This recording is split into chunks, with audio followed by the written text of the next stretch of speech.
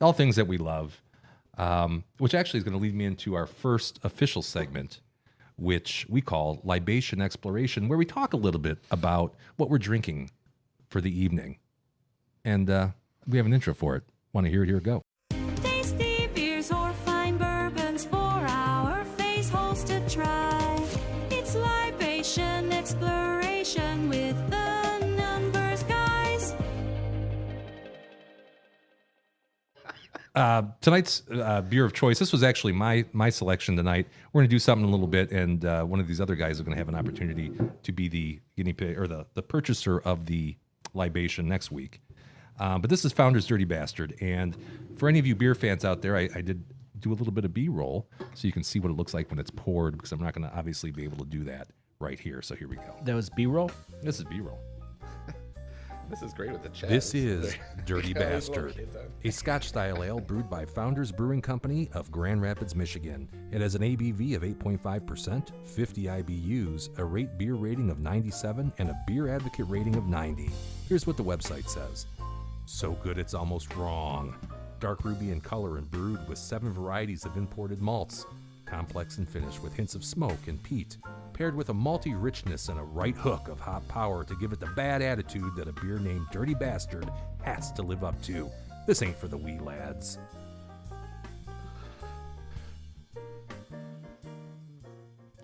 All right, so I think we've all had an opportunity to try Dirty Bastard. I've had it on numerous occasions. Old Dirty Bastard? Or The Dirty ODB. What do you guys think? First time.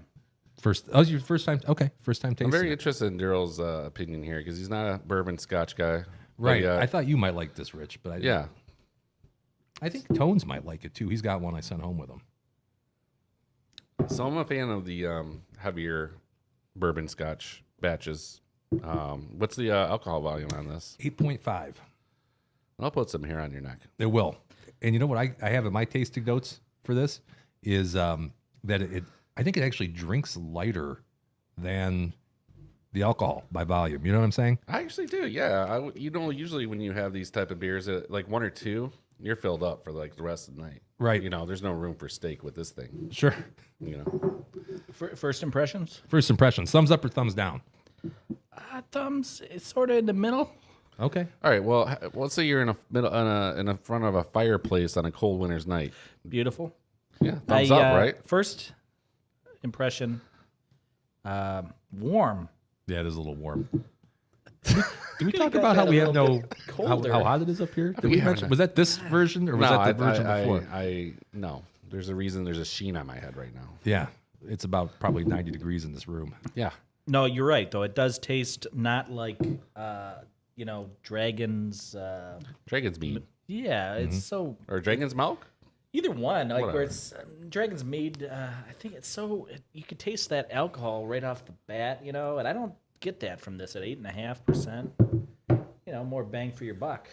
Yeah, I agree with that. I think it's one of my favorites. There's actually a place out by where I live that will serve that to you in 24-ounce glasses, which they shouldn't be doing, I don't think. Most likely, it's like the old Shelby pub. Yeah, anything you want. They Yeah. would just No, they'll sell it to you until you're not supposed to buy it anymore. That sounds like it could get you into some legal trouble. Yeah. Well, not only legal, but other trouble. There's trouble in general. I mean, you have 48 ounces of this. You're twice as much in as a Bud Light. So that's what, 8? You're up to 8. I like that Boss Tweed from Old Nation.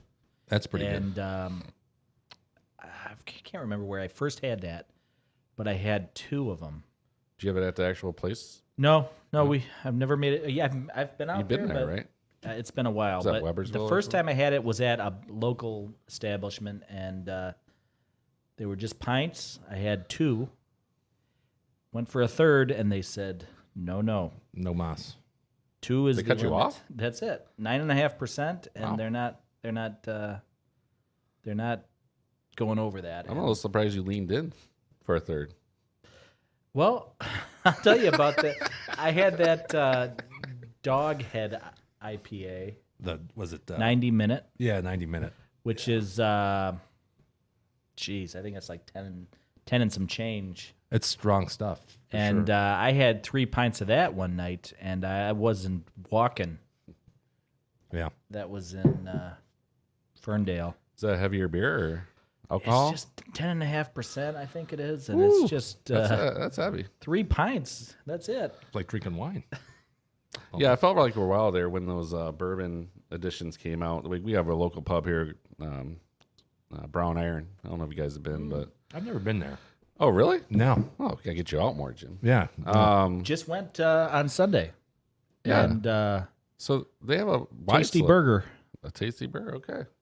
So they have a lot. They have a ton of those bourbon barrels there, and I felt like for a while there, they're just one-upping each other. Like it would be 10, 12, 14. I think it got up to 15, 16% last time I was there.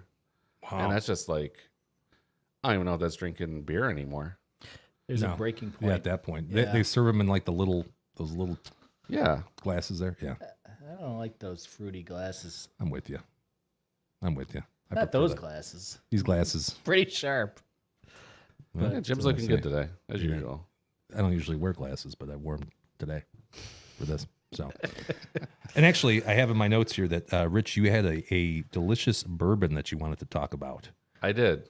What bourbon would that be? Is there a good story behind that bourbon by chance? Yeah, you guys are going to hear it again. We don't hear it again. But Okay. I know the audience is dying to hear it. We're up to 7 viewers, so look at this. Yeesh. Climbing by the minute.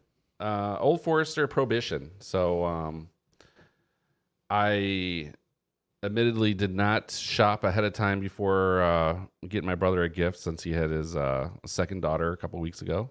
Oh, that's great. Yeah. Is he one of our listeners by chance? He might be. I actually sent him the link. So, Dan, if you didn't know that now that I only had one store to stop at between my house and your house, and it's that little gas mart. You know where it is. And I went top shelf for you, though, bro. Just know that. So, top shelf for them was Old Forester, which I'd heard of. I've never tried their brands, but I grabbed the old Prohibition. Probably run $65 there, maybe $55 at your local Myers. And it was actually a very smooth tasting bourbon. Like I said before, I prefer mine over ice. Dan's more of a neat guy. And what to me that makes it smooth is just it doesn't. You don't really taste the alcohol, and I believe it was 110 proof. And so that's not that's a high. That's a lot. That's a lot. That's a lot. So 2-3 of those, and your wife's kicking you out of bed, basically. You know, She does that anyway. Yeah. Well.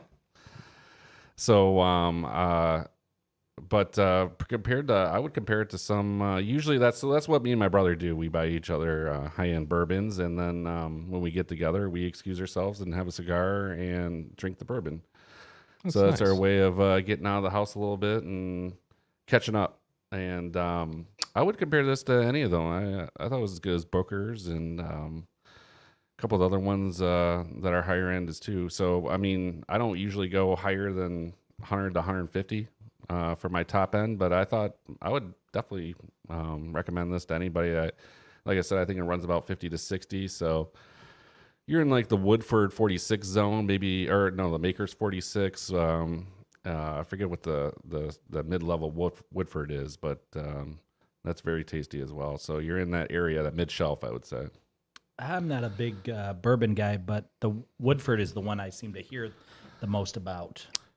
Yeah, Woodford Baker. So Maker's 46. That's what I make when I'm at home. One of my favorite drinks is a Perfect Manhattan, and that's so Old Fashioned has more of the oranges in it. You guys see the orange peels in there and all that stuff. So I like to make the perfect. It's more of a bourbon cherry. Yeah, cherry based, and yeah, those mid shelves are great for mixing. But this was good on the rocks. Honestly, I was quite surprised. Usually, I gotta go top shelf before I'm drinking stuff on ice. Yeah, so Interesting. You mentioned Booker's now. You want to tell the people out there about Booker's? yeah, Booker's is good luck finding it right now. I haven't seen it in maybe a year. I think last time I found it maybe was I don't think it was this Christmas, but the Christmas before last for my brother, and it's really cool. It's a very high proof. They run between 100 and maybe 125, even higher than the 110, and it comes with a story. So I believe there's 4 batches a year. It's made by the Jim Beam Company, and it's their highest shelf brand you can buy in the sun.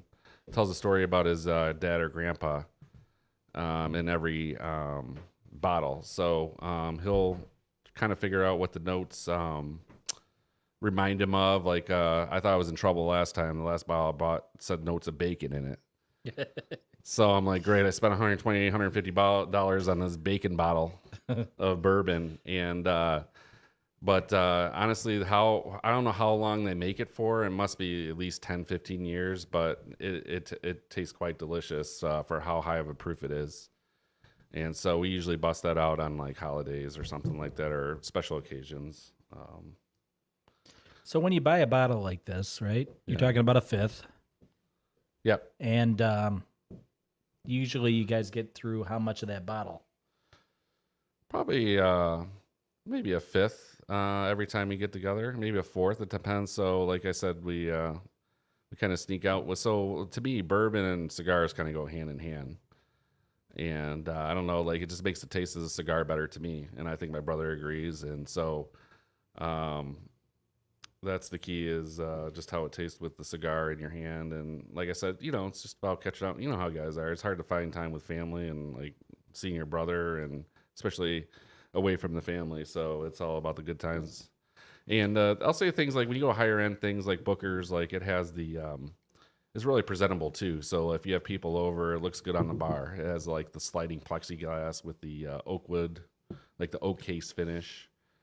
So when people come over, it's nice to sometimes show them that you got some good stuff behind the bar if they're interested. But it's a story, whether they want to drink it or not. There's a story behind it a little bit. That's what I was getting at. You start adding to your collection every time you guys get together. So yeah, I imagine exactly. your shelf looks like.